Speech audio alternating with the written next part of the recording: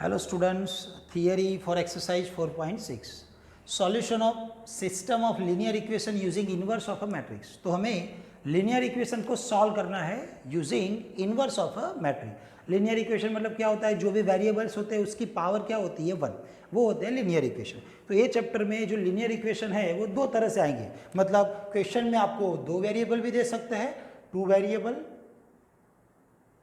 या फिर 3 वेरिएबल। ठीक है, तो दोनों के लिए मेथड तो सेम ही रहेगी। तो मैं अभी आपको ये जनरल मेथड 3 वेरिएबल के लिए करवा रहा हूँ। ठीक है, तो जिसके अंदर आपको 3 वेरिएबल्स दिए होंगे, जैसे कि मान लो जनरल फॉर्म में हमने इक्वेशन लिखा है a1x plus b1y plus c1z is equal to d1। Next है a2x plus b2y plus c2z is equal to d2 and last one a3x plus b3y plus c3z is equal to d3। तो question जब 3 variable वाला होगा तब आपके पास 3 equations होंगे। Okay, तो जो इक्वेशन आपको दिखाई दे रहे हैं उसको सबसे पहले आपको मैट्रिक्स के फॉर्म में लिखना है। तो ये जो आपने लिखा हुआ है उसका मैट्रिक्स फॉर्म वो हो जाएगा, मैट्रिक्स फॉर्म वो हो जाएगा capital AX is equal to B। ये होता है उसका मैट्रिक्स फॉर्म। ओके, तो क्वेश्चन होगा कि कैपिटल A क्या है, कैपिटल X क्या है और कैपिटल B क्या है। तो देखो कैपिटल A यहाँ पर where capital A is equal to, उसको हम बोलते हैं कोएफिशिएंट मैट्रिक्स। कोएफिशिएंट किसके, तो x, y एंड z आपको जो दिखाई दे रहा है वेरिएबल, उसके जो कोएफिशिएंट है वो यहाँ पर आपको दिखाई देंगे a1, b1, c1। नेक्स्ट है a2, b2, c2 and next है a3, b3, c3। ठीक है, तो ये हुआ कोएफिशिएंट मैट्रिक्स। यहाँ पर बाजू में है कैपिटल X, तो जो कैपिटल X है उसको हम बोलते हैं अननोन मैट्रिक्स, मतलब जिसकी वैल्यू हमें फाइंड करनी है। वो वैल्यू किसकी होती है, वेरिएबल की। वेरिएबल कौन से है, स्मॉल x, y, z। तो वो आएगा यहाँ पर small x, y, z। Okay, तो यहाँ पर a और x दोनों मैट्रिक्स है, दोनों के बीच मल्टीप्लिकेशन है। मल्टीप्लिकेशन रूल क्या था, रो इनटू कॉलम, इसीलिए यहाँ पर जो कैपिटल X है वो कॉलम में हमने लिखा है, रो इनटू कॉलम। तो इन दोनों का जब मल्टीप्लिकेशन होगा तब आपको इसकी LHS मिल जाएगी। अब नेक्स्ट है इक्वल टू के सामने कैपिटल B, उसको हम बोलते हैं कांस्टेंट मैट्रिक्स, मतलब इक्वल टू के सामने जो भी आपको कांस्टेंट वैल्यू दी है D1, D2, D3 वो आपको यहाँ पर लिखनी है D1, D2 एंड D3। तो सबसे पहले क्वेश्चन में आपको जो 3 इक्वेशन दिए उसमें से मैट्रिक्स फॉर्म लिख देना है, AX equal to B। A, X और B क्या है वो सब भी आपको लिख देना है। अब हमें फाइंड क्या करना है, स्मॉल x, y, z। तो स्मॉल x, y, z किसकी वैल्यू है, कैपिटल X, मतलब ऊपर वाले AX is equal to B में से मुझे कैपिटल X को सब्जेक्ट बनाना है। तो capital X is equal to A सामने जाएगा तो इनवर्स बन जाएगा, तो वो हो जाएगा A इनवर्स इंटू B। तो वही था ऊपर कि system of linear equation using inverse of a matrix. तो ये इनवर्स जो टर्म था वो यहाँ पर आ रहा है, x is equal to A inverse B। तो हमें क्या करना है, A इनवर्स फाइंड करना है। कैसे फाइंड करते थे वो लास्ट एक्सरसाइज में आ चुका है। ओके, वेर ऐसा लिखे हम, तो A inverse is equal to क्या था formula, 1 upon determinant of A adjoint of A। तो पहले हमें A इनवर्स फाइंड करना पड़ता है, यहाँ पर रखना है, सॉल्व करना है। दोनों तरह हम इक्वेट करेंगे दोनों साइड, उसमें से आपको स्मॉल x, y, z की वैल्यू मिलेगी। ओके, तो ये मैंने बात की 3 वेरिएबल के लिए, सेम टू सेम होगा 2 वेरिएबल के लिए। ओके, अब यहाँ पर लास्ट में आपको क्या मिलने वाला है, आंसर। आंसर को क्या बोलते हैं हम, सॉल्यूशन। अब ये सॉल्यूशन 3 तरह से हो सकता है। ओके, तो मान लो कि सॉल्यूशन जो है, देख लो कैसे मैंने लिखा है सॉल्यूशन, ये सॉल्यूशन 3 टाइप के हो सकते हैं। ओके, सबसे पहले नंबर 1, उसको हम बोलते हैं यूनिक सॉल्यूशन। 10th में भी ऐसा आया था, यूनिक सॉल्यूशन। चलो सेकंड वाला है नो सॉल्यूशन, ये हो जाएगा no solution. And third one, okay, third one कौन सा होता है, इनफाइनाइटली मैनी सॉल्यूशन या फिर ओनली मैनी सॉल्यूशन। पर यहाँ पर जो मैट्रिक्स की थियरी है उसमें जो लास्ट आपको मिलने वाला है मैनी सॉल्यूशन, उसके साथ और लिखा हुआ बीच में नो सॉल्यूशन। ओके, तो ये मैट्रिक्स की जो थियरी है उसके हिसाब से मैं लिख रहा हूँ। बाकी हमारे पास तो 3 सॉल्यूशंस ही है, unique solution, no solution and many solution. पर यहाँ पर जो थियरी है, यहाँ पर जो सॉल्यूशन मिलने वाले हैं उसके लिए जो कंडीशन बनती है वो कंडीशन के लिए लास्ट में ये दोनों ऑप्शन साथ में आएंगे। अब यहाँ पर क्वेश्चन होगा कि यूनिक सॉल्यूशन है, पता कैसे चलेगा? यूनिक मतलब क्या होता है? पर्टिकुलर कोई वैल्यू जो आपको लास्ट में मिलती है यहाँ से, तो एक्स वाई जेड की पर्टिकुलर कोई यूनिक वैल्यू आपको मिले तो वही होता है हमारा यूनिक सॉल्यूशन। पर उसके लिए कंडीशन है। कंडीशन क्या है? Determinant of A is not equal to 0। तो ये आपको याद रखना है, determinant of A is not equal to 0। यहाँ से ही पता चलेगा डिटर्मिनेंट का आंसर नॉट इक्वल टू 0 आएगा तो ही हम ए इनवर्स फाइंड कर सकते हैं, तो ही आपको एक्स वाई जेड का आंसर मिलेगा। अब डिटर्मिनेंट का आंसर 0 है, मान लो कि अभी चलो 0 मिला है, तो उसके लिए नो सॉल्यूशन भी है और ये थर्ड वाला ऑप्शन मैनी या नो सॉल्यूशन, तो ये दोनों ऑप्शन के लिए ऑलवेज डिटर्मिनेंट का आंसर तो क्या होगा? 0 होगा। ओके, डिटर्मिनेंट का आंसर 0 है मतलब आपके पास दो रास्ते हुए, कौन से वाले? या फिर नो सॉल्यूशन या फिर मैनी सॉल्यूशन। अब नो सॉल्यूशन है कि मैनी और नो सॉल्यूशन है, तो उसके लिए भी कंडीशन है। नो सॉल्यूशन के लिए कंडीशन है adjoint of A into B is not equal to 0। Okay, no solution तो नॉट इक्वल टू, याद रखने के लिए नो सॉल्यूशन तो यहाँ पर नॉट इक्वल टू 0 आएगा।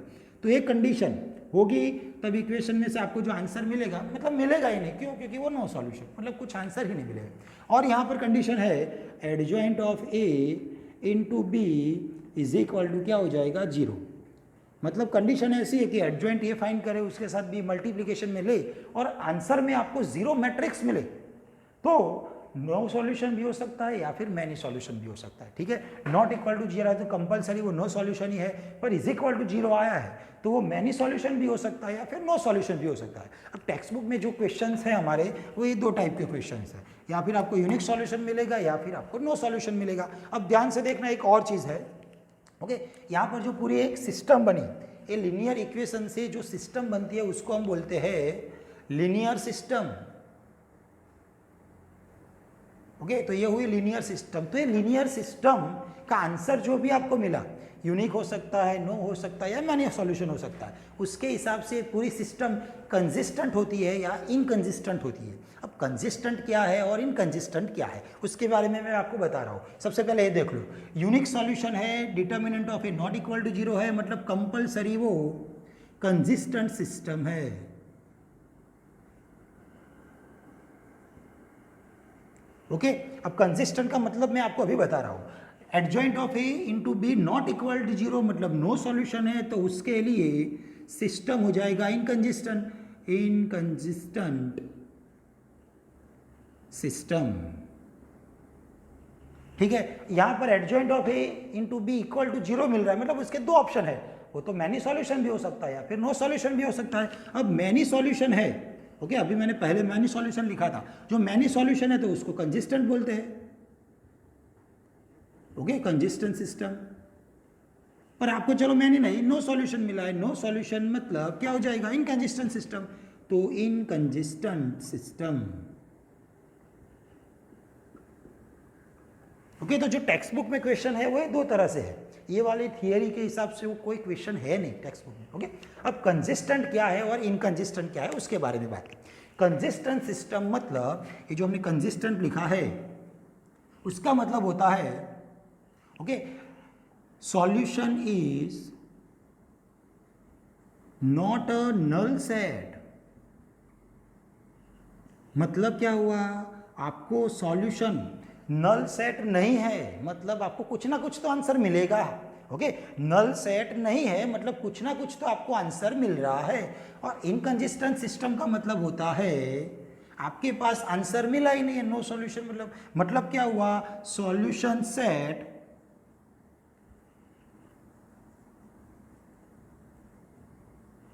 नल सेट। ओके, तो जब भी आपको आंसर नहीं मिल रहा है, ध्यान रखो एक चीज याद रखनी है, जब भी आपको आंसर नहीं मिल रहा है, ठीक है, आंसर यहां नहीं मिल रहा है मतलब वो क्या हुआ? Null set. आंसर नहीं मिल रहा है तो वो हो जाएगा नो सॉल्यूशन। अब आपको आंसर मिला, अब आंसर यूनिक भी हो सकता है या मैनी सॉल्यूशन भी हो सकता है, मतलब कुछ ना कुछ तो आंसर है। यूनिक है मतलब पर्टिकुलर कोई फिक्स आंसर है, मैनी सॉल्यूशन मतलब बहुत सारे आंसर है, मतलब कुछ ना कुछ तो आंसर है। तो आंसर जब भी मिलेगा तो वो सिस्टम तो क्या हो जाएगी? Consistent system. तो कंसिस्टेंट सिस्टम मतलब होता क्या है? जो भी आपको सॉल्यूशन मिला है वो क्या नहीं है? नल सेट नहीं है, मतलब कुछ ना कुछ आंसर मिला है। नल सेट है तो वो क्या हो जाएगा? Inconsistent system. अभी जो क्वेश्चन आने वाले हैं नेक्स्ट में, ओके, इसमें फर्स्ट जो क्वेश्चन आने वाले हैं उसमें सिस्टम कंसिस्टेंट है या इनकंसिस्टेंट, वैसे क्वेश्चन है। कंसिस्टेंट सिस्टम होगा तो डिटर्मिनेंट 0 हो जाएगा, इनकंसिस्टेंट होगा तो डिटर्मिनेंट 0 आएगा। उसके बाद हम फाइंड करेंगे adjoint of A into B not equal to 0, तो वो क्या बन जाएगा, इनकंसिस्टेंट सिस्टम। ये वाला ऑप्शन अभी नहीं है, टेक्स्ट बुक के हिसाब से ये वाला ऑप्शन अभी नहीं है, ठीक है। तो दो तरह के क्वेश्चन आएंगे। फर्स्ट क्वेश्चन आने वाले है सिस्टम कंसिस्टेंट है इनकंसिस्टेंट, वो प्रूव करो। कंसिस्टेंट के लिए आपको डिटर्मिनेंट नॉट इक्वल टू 0 लाना है, इनकंसिस्टेंट के लिए adjoint of A into B not equal to 0 लाना है, ओके। एक तरह से एक थियरी हुई कंसिस्टेंट और इनकंसिस्टेंट के लिए। सेकंड जो एग्जांपल आने वाले हैं उसमें सॉल्यूशन फाइंड करना है, तो ये मेथड के हिसाब से हम उसका सॉल्यूशन फाइंड करेंगे। तो ओके, तो ये बात हुई एक्सरसाइज 4.6 के लिए। ए चैप्टर की ये लास्ट थियरी है 4.6 के लिए, ठीक है। चलिए exercise 4.6 question number 1 to 6, check system of system is consistent और इनकंसिस्टेंट, या फिर उसको ऐसे ही लिख सकते हैं examine the consistency of the system, okay. अब आपके पास क्वेश्चन नंबर 1 है, उसमें दो इक्वेशन आपको दिए, मतलब दो वेरिएबल वाला क्वेश्चन है। First x plus 2y equal to 2 and 2x plus 3y equal to 3। सबसे पहले आपको क्या करना था, पूरी जो भी आपको इक्वेशंस दिया है उसको आपको मैट्रिक्स फॉर्म में लिखना है, ओके। तो सबसे पहले मैट्रिक्स फॉर्म वो क्या बन जाएगा, ax is equal to B where a is equal to क्या लिख सकते हैं हम, कोएफिशिएंट मैट्रिक्स 1 2 एंड यहाँ से 2 3। कैपिटल X मतलब अननोन मैट्रिक्स, कैपिटल X मतलब x and y, and capital B मतलब कांस्टेंट मैट्रिक्स जो इक्वल टू के सामने आपको देते हैं 2 एंड 3। अभी तो आपको क्या करना है, सिर्फ चेक करना है सिस्टम कंसिस्टेंट है कि इनकंसिस्टेंट, सॉल्यूशन फाइंड नहीं करना है, सिर्फ हमें चेक करना है। उसके लिए क्या था, determinant of A is not equal to 0, तो सिस्टम कंसिस्टेंट है। डिटर्मिनेंट का आंसर 0 आ रहा है तो सिस्टम क्या होगा, उसके लिए आपको क्या फाइंड करना है, adjoint of A into B. अब वो नॉट इक्वल टू 0 होगा तो इनकंसिस्टेंट है, वो इक्वल टू 0 होगा तो आपके पास दो ऑप्शन हो जाएगी, कंसिस्टेंट भी होगा या इनकंसिस्टेंट भी होगा। तो सबसे पहले यहाँ पर हमें क्या फाइंड करना है, determinant of A। Determinant of A 1 2 2 3, तो 3 into 1 3 minus, okay, 1 into 3 minus 4, तो आंसर है -1। तो यहाँ पर आप देख सकते हो नॉट इक्वल टू 0, तो डायरेक्टली डिटर्मिनेंट का आंसर नॉट इक्वल टू 0 मतलब यूनिक सॉल्यूशन होता है। यूनिक सॉल्यूशन मतलब सिस्टम क्या होता है, कंसिस्टेंट। तो लास्ट में आपको लिखना है सो सिस्टम इज कंसिस्टेंट, ठीक है। तो डायरेक्टली आपको कंसिस्टेंट मिल गया। नेक्स्ट क्वेश्चन 2 आपको होमवर्क में लिखना है, ऐसा ही एक कंसिस्टेंस आपको मिलने वाला है। Question number 3, x plus 3y equal to 5 2x plus 6y is equal to 8। सबसे पहले क्या करना है, मैट्रिक्स के फॉर्म में लिखना है। तो मैट्रिक्स फॉर्म क्या होता है, ax equal to B where a is equal to constant coefficient matrix 1 3 2 6, capital X means xy and equal to के सामने कैपिटल B मतलब वो है 5 8। सबसे पहले आपको फाइंड करना है determinant, determinant of A 1 3 2 6, answer देखो 6 माइनस 3 2 2 6, आंसर है 0। तो यहाँ पर डिटर्मिनेंट का आंसर क्या मिला आपको, 0। अब 0 मिलेगा तो आपको adjoint of A into B find करना है, उसके लिए हमें एडजॉइंट फाइंड करना है। तो चलो सबसे पहले हम एडजॉइंट फाइंड करें। एडजॉइंट लास्ट एक्सरसाइज में भी आ चुका है। एडजॉइंट मतलब क्या होता है, आपको सबसे पहले को फैक्टर फाइंड करने हैं। तो चारों एलिमेंट्स के आपको को फैक्टर फाइंड करने हम क्या लिखते थे, a11 a12 a21 a22, okay. तो यहाँ पर 1 के लिए फाइंड करें तो रो कॉलम ना ले तो क्या मिलेगा हमें 6। तो सबसे पहले -1 प्लस 1 2, और उसके साथ 1 के लिए रो कॉलम कैंसिल तो क्या मिलेगा हमें 6। तो टोटल आंसर क्या हो जाएगा 6। नेक्स्ट है -1 प्लस 2 मतलब 3, उसके साथ 3 के लिए रो कॉलम कैंसिल तो आंसर आएगा 2। तो आंसर है टोटल -2। लास्ट नंबर 1 उसके लिए 2 के लिए रो कैंसिल तो आंसर मिलेगा 3। तो -1/3 उसके साथ आएगा 3 तो आंसर है -3। और लास्ट 1 6 के लिए रो कॉलम कैंसिल तो आंसर आएगा 1। तो -1/2 2 + 2 4 उसके साथ आएगा 1 तो आंसर है +1। तो उसमें से हमें मिलता है एडजॉइंट ऑफ ए। एडजॉइंट मतलब रो वाइज फाइंड करो, कॉलम वाइज लिखो। तो कॉलम वाइज लिखना है 6 - 2 एंड यहाँ से -3 एंड 1, तो ये मिल जाएगा एडजॉइंट। 2 × 2 के लिए तो आप एडजॉइंट डायरेक्ट लिख सकते हो। तो क्या करना था, interchange of principal diagonal element 1 6 को इंटरचेंज करो तो 6 1 तो यहाँ पर लिखा हुआ है 6 1, और सेकेंडरी डायगोनल की सिर्फ साइन चेंज करो। 3 प्लस है तो वहाँ पर माइनस है, +2 है तो वहाँ पर माइनस। तो आप डायरेक्टली भी लिख सकते हो, ठीक है। अब हमें क्या फाइंड करना है, एडजॉइंट ए इंटू बी, तो चलो वो फाइंड करें, adjoint of A into B. चलो एडजॉइंट ऊपर लिखा हुआ है 6 -3 -2 1, उसके साथ आएगा बी क्वेश्चन में से लेना है 5a। चलो यहाँ पर मल्टीप्लीकेशन है, मल्टीप्लीकेशन रो इंटू कॉलम, 6 5 30 हो जाएगा, -8 इंटू 24 -25 -10 है, लास्ट में 1 इंटू 8 मतलब +8 है। तो यहाँ पर आंसर है 6 एंड यहाँ पर -2 is not equal to 0 matrix. तो एडजॉइंट ए इंटू बी का आंसर नॉट इक्वल टू 0 है। तो क्या था थियरी में, सिस्टम इज इनकंसिस्टेंट, तो ये बन जाएगा सिस्टम इज इनकंसिस्टेंट। ओके, तो ऐसे हमें कंसिस्टेंट है कि इनकंसिस्टेंट है वो फर्स्ट 1 to 6 क्वेश्चन में चेक करना है। ओके, तो यहाँ पर नंबर 1 नंबर 3 मैंने करवाया, नंबर 2 आपको क्या करना है, होमवर्क में करना है, ठीक है। Exercise 4.6 question number 4। ओके, 1 2 3 हमने अभी देखा, अभी आएगा क्वेश्चन नंबर 4। यहाँ पर आपको इक्वेशन दिखाई देंगे, 3 इक्वेशन है, एक्स वाई जेड मतलब 3 वेरिएबल वाला क्वेश्चन है। तो सबसे पहले जो भी इक्वेशंस दिए आपको क्या करना है, मैट्रिक्स फॉर्म में लिखना है। मैट्रिक्स फॉर्म मतलब क्या था, A X equal to B.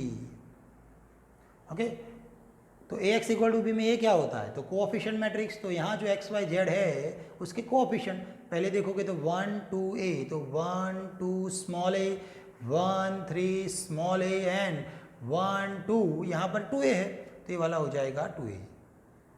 और उसके साथ कैपिटल एक्स मतलब unknown matrix X Y Z जो आप देख सकते हो क्वेश्चन में, एंड कैपिटल बी मतलब इक्वल टू के सामने आपको क्या दिया हुआ है 1 2 4, तो ये लिख दिया 1 2 4, ठीक है। अब क्या करना है, सबसे पहले डिटर्मिनेंट फाइंड करना है। डिटर्मिनेंट का आंसर देखना है, नॉट इक्वल टू 0 है कि इक्वल टू 0 है। तो सबसे पहले हम फाइंड करने वाले डिटर्मिनेंट ऑफ ए।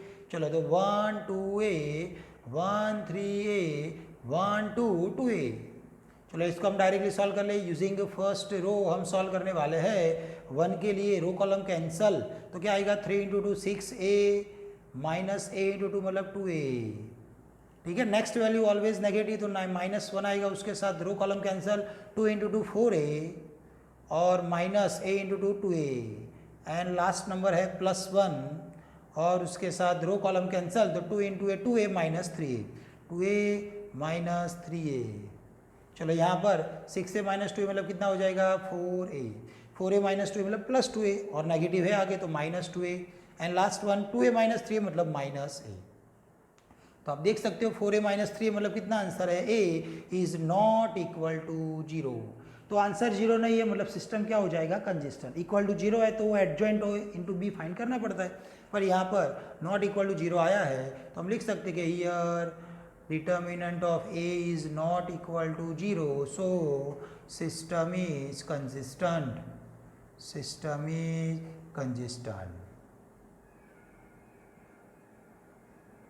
ठीक है। तो ये हुआ क्वेश्चन नंबर 4। वैसे ही है क्वेश्चन नंबर 5, वो मैं करवा रहा हूँ। क्वेश्चन नंबर 6 आपको होमवर्क में करना है। क्वेश्चन नंबर 5 और क्वेश्चन नंबर 6, उसमें से मैं क्वेश्चन नंबर 5 करवा रहा हूँ, 6 आपको होमवर्क में करना है। सबसे पहले हम क्या लिखने वाले हैं, मैट्रिक्स फॉर्म। तो let A X equal to B, उसमें ए कोऑफिशिएंट मैट्रिक्स, ऊपर देखो आप तो 3 है, -1 है, -2 है। अब यहाँ देखोगे तो x नहीं है मतलब 0 है, y2 z -1, यहाँ पर x है 3, y है -5 और z है ही नहीं मतलब 0। कैपिटल X मतलब अननोन मैट्रिक्स वो है x y z, और कैपिटल B मतलब कांस्टेंट मैट्रिक्स, इक्वल टू के सामने जो भी वैल्यू दी है 2 -1 3 वो लिखना है। अब सबसे पहले हमें क्या फाइंड करना है, डिटर्मिनेंट ऑफ ए। तो डिटर्मिनेंट ऑफ ए, चलो 3 0 3 -1 2 -5 एंड -2 -1 0, कहीं से भी आप सॉल्व कर सकते हो। ओके, तो हमें डिटर्मिनेंट फाइंड कर रहे हैं यूजिंग फर्स्ट, चलो कॉलम ले लेते हैं। चलो 3 के लिए, क्योंकि यहाँ पर एक 0 था तो उसका यूज़ किया। 3 के लिए row column cancel, 2 into 0 0 -5 into 1 मतलब +5, तो यहाँ पर 5। नेक्स्ट एलिमेंट है 0 मतलब वो ना लिखे तो चलता है, +3 के लिए रो कॉलम कैंसल, 3 के लिए रो कॉलम कैंसल, -1 +1 फिर -2 इंटू -2 मतलब -4, तो ये वाला हो जाएगा प्लस। तो यहाँ पर -15 है और यहाँ पर भी +3 इंटू 5 मतलब 15, आंसर है 0। तो जब भी डिटर्मिनेंट का आंसर 0 आएगा तब हमें चेक करना पड़ेगा एडजॉइंट a इंटू बी का आंसर क्या है। वो नॉट इक्वल टू 0 आएगा तो इनकंसिस्टेंट। तो एडजॉइंट ए फाइंड करना है, उसके लिए को फैक्टर फाइंड करना है। चलो को फैक्टर फर्स्ट रो के लिए A11, A12, A13, ये हुआ फर्स्ट रो के लिए। सेकंड आएगा A21, A22, A23, थर्ड आएगा A31, A32, A33। अब सबसे पहले आपको बताया हुआ है, आगे बहुत सारे क्वेश्चन कर दिए हमने। सबसे पहले चारों की साइन नेगेटिव, तो यहाँ पर माइनस आएगा, यहाँ पर माइनस आएगा, यहाँ और यहाँ भी माइनस। अब उसके लिए आपको को फैक्टर फाइंड कर रहे हैं। A11 मतलब फर्स्ट रो के लिए, first element, row column cancel, 2 into 0 0, minus 5 into 1 5, तो क्या आएगा -5। ठीक है, नेक्स्ट वैल्यू -1 के लिए रो कॉलम कैंसल, तो 0 इंटू 0 0, माइनस माइनस प्लस हो जाएगा 3, तो यहाँ पर आएगा +3, तो टोटल आंसर है -3, आगे माइनस था। -2 के लिए रो कॉलम कैंसल, 0 इंटू 5 0, -6, तो आंसर है -6। नेक्स्ट 2 1 मतलब सेकेंड रो के लिए, 0 के लिए row column cancel, -1 into 0, -5 into -2 मतलब +10। ओके, तो ये वाला 0 देगा और ये वाला आपको देगा -10, तो ये आंसर आएगा +10। ठीक है, अब बीच में 2 के लिए रो कॉलम कैंसल है, तो 3 इंटू 0 0, माइनस यहाँ और माइनस प्लस हो जाएगा, 3 इंटू 2 कितना हो जाएगा 6, तो यहाँ पर बन जाएगा +6। लास्ट में -1 के लिए रो कॉलम कैंसल है, तो 3 इंटू -5 -15, और ये वाला माइनस माइनस +3, -15 +3 मतलब -12, तो टोटल आंसर है +12। 3 1 के लिए थर्ड रो के लिए 3 रो कैंसल, तो -1 इंटू -1 +1 हो जाएगा। ओके, फिर माइनस के साथ 2 इंटू -2 -4। ओके, तो 1 + 4 मतलब 5। ठीक है, ये बहुत सारे क्वेश्चन हमने कर लिए, तो आप ऐसे ही देख लो। -5 के लिए रो कॉलम कैंसल है, 3 इंटू -3 -3, और ये वाला 0, तो यहाँ पर आएगा -3 मतलब टोटल आंसर है +3। लास्ट में 0 के लिए रो कॉलम कैंसल, 3 इंटू 2 6 -0, तो आंसर है 6।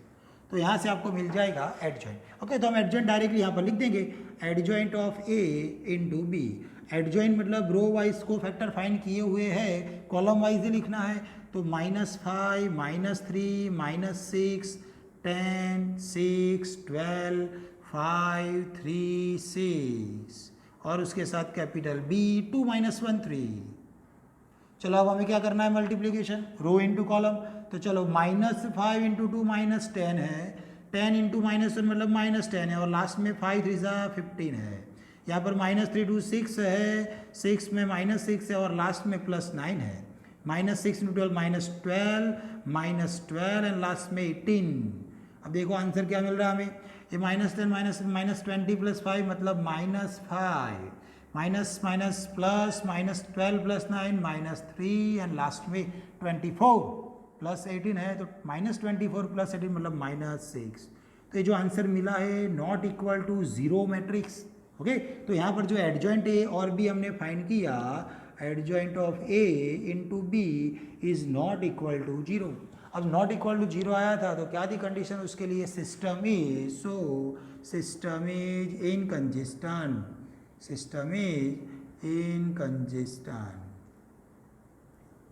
ठीक है, तो ऐसे ही एक्सरसाइज 4.6 में क्वेश्चन नंबर 1 to 6 सभी में आपको एग्जामिन करना है कंसिस्टेंसी ऑफ इक्वेशन। ओके, मतलब जो भी आपको इक्वेशन दिया है उसके लिए कंसिस्टेंट है कि इनकंसिस्टेंट है वो आपको चेक करना है। ओके।